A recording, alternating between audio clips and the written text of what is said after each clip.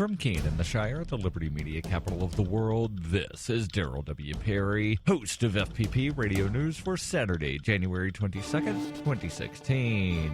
Silver is trading at $14.03 per ounce. Gold is valued at $1,198 per ounce. And according to BitcoinAverage.com, the average price of Bitcoin is $387.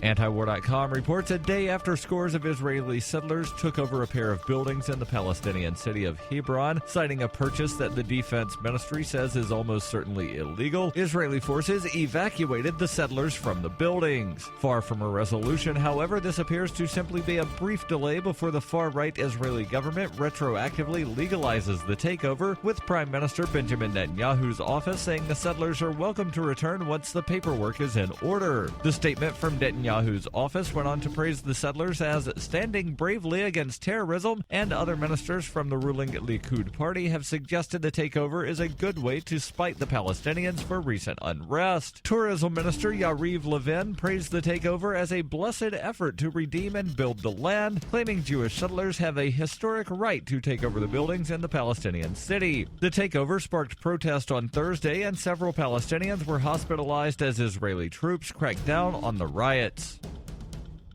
You can support FPP Radio by shopping online. Whether you're looking for precious metals, bitcoins, or books, you'll find that and more at shop.fppradio.com. Every purchase you make from one of my affiliates, like Namecheap and Amazon, at shop.fppradio.com helps fund FPP Radio. Or you can shop directly from FPP with Bitcoin in the Bitcoin store. That's shop.fppradio.com.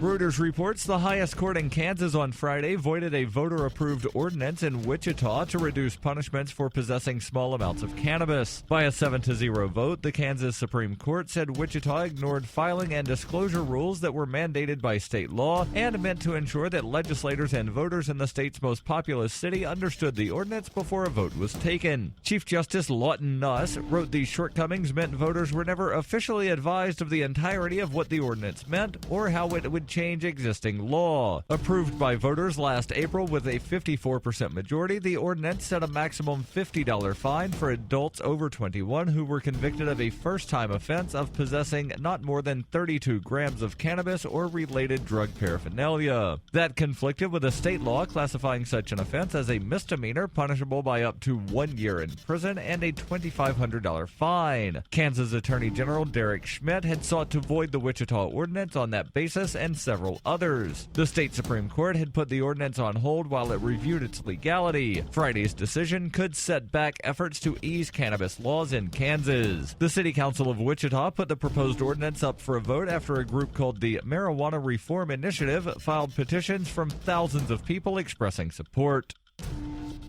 For nearly 40 years, Roberts & Roberts Brokerage has been a trusted source for buying and selling precious metals like gold and silver. They also take Bitcoin for precious metal purchases and have permanently removed the minimum purchase amount for all orders paid in the digital currency. Call Roberts & Roberts today for knowledgeable advice on buying and selling precious metals and a forward-thinking approach to new technologies. 800-874-9760 or visit online at rrbi.co.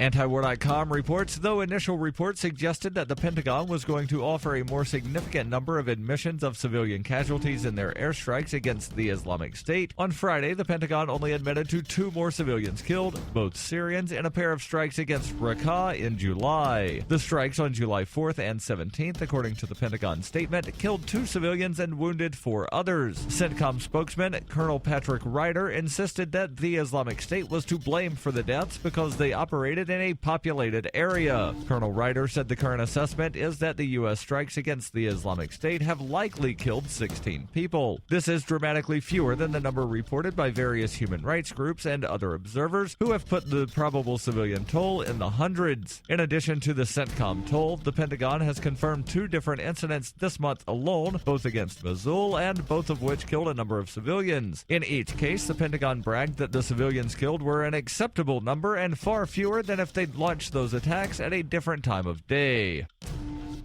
This has been FPP Radio News, online at fppradio.com.